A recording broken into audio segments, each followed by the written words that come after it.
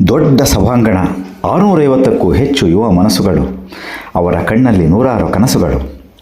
ಪರೀಕ್ಷೆಗೆ ಹೇಗೆ ಓದಬೇಕು ಮತ್ತು ಯಾವ ರೀತಿಯಲ್ಲಿ ಪ್ರಶ್ನೆ ಪತ್ರಿಕೆಗಳಿಗೆ ಉತ್ತರವನ್ನು ಬರಿಬೇಕು ಈ ಕುರಿತ ಜಿಜ್ಞಾಸೆ. ಅಂಜಿ ಎಲ್ಲ ಮರ್ತೋಗ್ತೈತ್ರಿ, ಕ್ವಶನ್ ಪೇಪರ್ ನೋಡಿದ್ರೆ ಕನ್ಫ್ಯೂಸ್ ಆಗ್ತೈತ್ರಿ, ಹೀಗೆ ಒಂದಷ್ಟು ಭಯ ಆತಂಕಗಳು.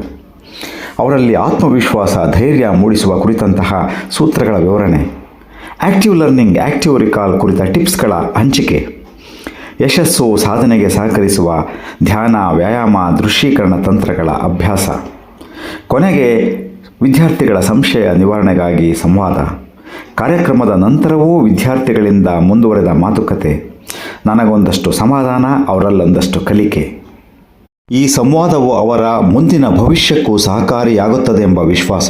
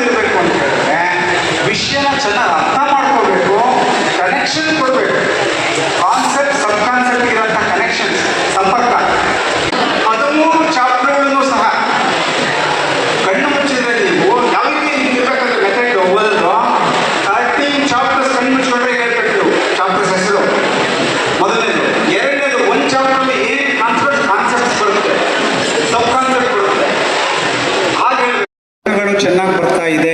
ಶಾಲೆಯಲ್ಲಿ ನನ್ನ ವರ್ತನೆ ತುಂಬಾ ಸೌಮ್ಯವಾಗಿ ಶಿಸ್ತಿನಿಂದ ಕೂಡಿದೆ, ಧೈರ್ಯ ಇದೆ. ಪರೀಕ್ಷೆಯಲ್ಲಿ ನನಗೆ ಯಾವುದೇ ರೀತಿಯ ಎಲ್ಲ ರೀತಿಯ ಪ್ರಶ್ನೆಗಳಿಗೆ ಉತ್ತರಗಳು ನನಗೆ ಬರ್ತಾ ಇದೆ. ದಿನೇ ದಿನೇ ನಾನು ಶಾಂತವಾಗಿದ್ದೀನಿ, ನನ್ನ ಮನಸ್ಸಿನಲ್ಲಿ ಯಾವುದೇ ಗೊಂದಲ ಇಲ್ಲ, ಶಾಂತವಾಗಿದ್ದೀನಿ, ಆತ್ಮವಿಶ್ವಾಸದಿಂದ ಕೂಡಿದ್ದೀನಿ. ಎಲ್ಲ ವಿಷಯಗಳನ್ನ ನನಗೆ ನೆನಪಿಗೆ ಬರ್ತಾ ಇದೆ. ಪುನಃಸ್ಮರಣೆ ಅಂದ್ರೆ ಓದಿರ್ತಕ್ಕಂಥ ವಿಷಯಗಳನ್ನ ಸ್ಮರಿಸ್ಕೊಳ್ತಕ್ಕಂಥ ಆ ಶಕ್ತಿ ನನಗೆ ಚೆನ್ನಾಗಿದೆ. ಸೊ ಈಗ ಚಿತ್ರಗಳನ್ನ ಕಲ್ಪಿಸ್ಕೊಳ್ಳಿ. ನಿಮಗೆ ಆ ಓದ್ತಿರ್ತಕ್ಕಂಥದ್ದು ಪ್ರತಿ ದಿವಸ ನೀವು ಯಾವ ರೀತಿಯಲ್ಲಿ ತಯಾರಿ ನಡೆಸ್ತಾ ಇದ್ದೀರಿ, ಆ ಇಡೀ ವರ್ತನೆ ಬದಲಾವಣೆ ಆಗಿದೆ. ಗಂಭೀರತೆ, ಎಷ್ಟೆಷ್ಟು ಶಕ್ತಿ, ಗುರಿ, ಆ ಒಂದು ಕನಸು, ಆಕಾಂಕ್ಷೆ ಅದೆಲ್ಲವೂ ಸಹ ನಿಜ ಆಗಿದೆ. ಅದು ನಿಮಗೆ ಕಾಣಿಸ್ತಾ ಇದೆ ಆ ದೃಶ್ಯ. ಸೊ ನೀವು ತುಂಬಾ ಸಂತೋಷವಾಗಿದ್ದೀರಿ, ನಿಮ್ಮನ್ನೆಲ್ಲ ಕಂಗ್ರ್ಯಾಚುಲೇಟ್ ಮಾಡ್ತಾ ಇದ್ದಾರೆ. ನಿಮಗೆ ಸ್ವೀಟ್ ಅನ್ನ ಕೊಟ್ಟಿದ್ದಾರೆ, ಸಿಹಿ ತಂದಿದ್ದಾರೆ ಮನೆಯಲ್ಲಿ. ನೀವು ಸಹ ಶಿಕ್ಷಕರಿಗೆ ಸಿಹಿಯನ್ನ ಕೊಡ್ಲಿಕ್ಕೆ, ಸ್ನೇಹಿತರ ಜೊತೆ ಹಂಚ್ಕೊಳ್ಳಿಕ್ಕೆ ಎಲ್ಲ ಹೋಗಿದ್ದೀರಿ. ಆ ಸಿಹಿಯ ಟೇಸ್ಟ್ ಏನಿದೆ ನಿಮ್ಮ ನಾಲ್ಗೆಯ ಮೇಲೆ, ಯಾವ ಸಿಹಿ ಅಂತ ಒಂದು ಕಲ್ಪಿಸ್ಕೊಳ್ಳಿ. ಗೋಕಾಕ ಕರದಂಟು ನಿಮ್ಗೆ ಇಷ್ಟ ಆಗಿದೆ. ಈಗ ಪ್ರಶ್ನೆ ಪೂರ್ತಿ ನೋಟ್ಸು, ಟೆಕ್ಸ್ಟ್ ಬುಕ್ಕು ಅದನ್ನ ಪ್ರಶ್ನೆ ಬರುತ್ತೆ. ನೀವೇ ಪ್ರಶ್ನೆ ಹಾಕೋಬೇಕು. ಎಸ್ ಅಂತ ಎಷ್ಟು ಕೇಳಿದ್ರಲ್ಲ, ಅವಾಗ ಏನಾಗುತ್ತೆ, ನೀವು ಅರ್ಥ ಮಾಡ್ಕೊಂಡು ಹೋದಾಗ ನೆನಪಿಡಬೇಕು. ನಾವು ಯೂಶಲಿ ಏನ್ ಮಾಡ್ತೀವಿ ಅಂದ್ರೆ ಒಂದು ಪ್ರಶ್ನೆ ಉತ್ತರ, ಹಂಗೆ ಉಪಯೋಗ ಇಲ್ಲ. ಎಲ್ಲ ಪ್ರಶ್ನೆ ಬೇರೆ ಬೇರೆ ಅಲ್ಲ.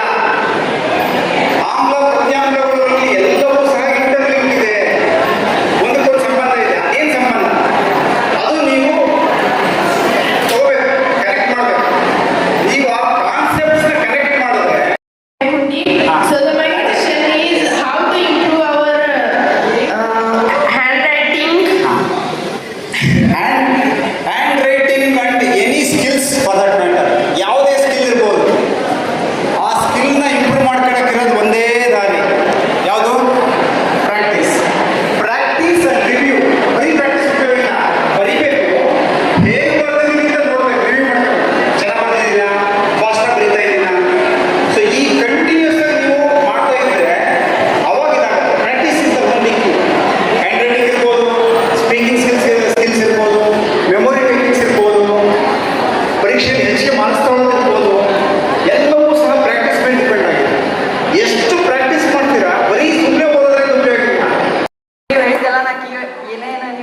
ಹೇಳಿದ್ರು ಸರ್, ಎಲ್ಲಾನು ಅಳವಡಿಸ್ಬೋದು. ಆದರೆ ನಾವು ಪೇಪರ್ ಯಾವ ರೀತಿ ಪ್ರೆಸೆಂಟೇಷನ್ ಮಾಡಿ ಎಕ್ಸಾಮ್ನ ಬರೆಯೋಲ್ಲ. ಹಾಂ ಸರ್.